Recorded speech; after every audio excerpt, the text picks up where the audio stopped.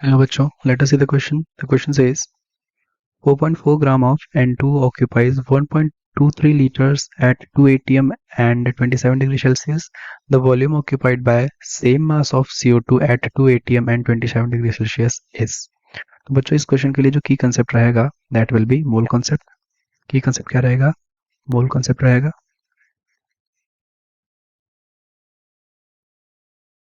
आप देखते हैं बच्चों यहाँ पे क्वेश्चन में क्या दिया है हमें. क्वेश्चन में दिया है कि at 2 atm pressure and 27 degree Celsius क्या होता है यहाँ पे 4.4 gram of N2O occupies 1.23 litres. ठीक है, तो पूछा गया है at same temperature and pressure, और यहाँ पे क्या पूछा गया है, मास भी हमको सेम दिया है यानी कि 4.4 ग्राम्स ऑफ CO2 कितना जो है वॉल्यूम ऑक्यूपाई करेगा, हमसे ये पूछा गया है. तो बच्चों अगर यहाँ पे हम देखें जो N2O है, N2O का अगर मोलर मास फाइंड करें, N2O का मोलर मास अगर देखेंगे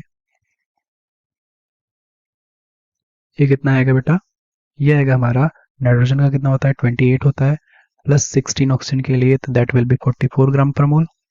इसी तरह अगर हम देखें CO2 का, तो CO2 का मोलर मास कितना आएगा, CO2 का मोलर मास कितना आएगा बेटा, दैट विल बी कार्बन का 12, ऑक्सीजन का कितना हो जाएगा 32 हो जाएगा, दो ऑक्सीजन एटम से, इसलिए कितना हो जाएगा ये, that will also be equal to 44 grams. और हमको क्या पता होता है बेटा, हमको पता होता है नंबर ऑफ मोल्स क्या होते हैं, given mass upon molar mass. ठीक है ना.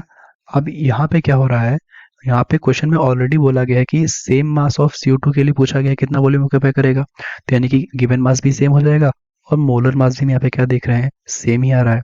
तो जब N2 और CO2 के लिए गिवन मास और मोलर मास सेम है तो नंबर ऑफ मोल्स भी सेम रहेंगे.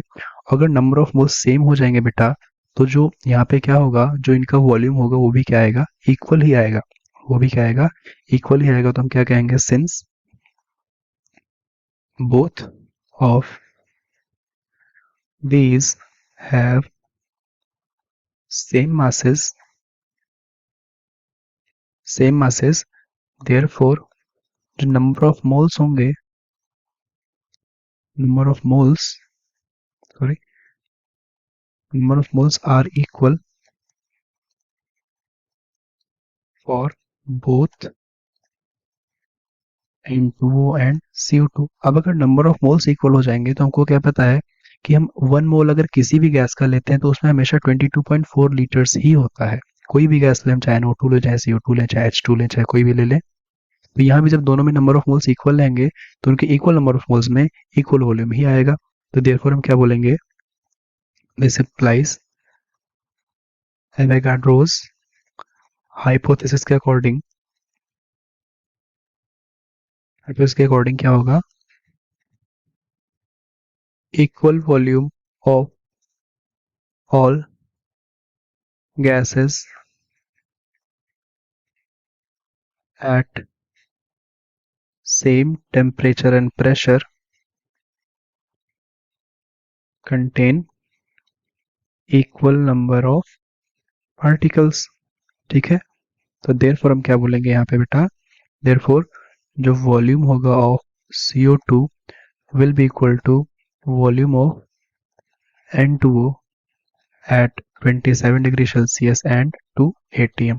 तो इनका भी वॉल्यूम कितना रहेगा बेटा, that will be equal to 1.23 litres. तो ये हमारा फाइनल आंसर हो जाएगा बच्चा, ये हमारा फाइनल आंसर हो जाएगा. ऑप्शन कौन सा हो जाएगा, option D is the correct answer. I hope you understood. Best of luck.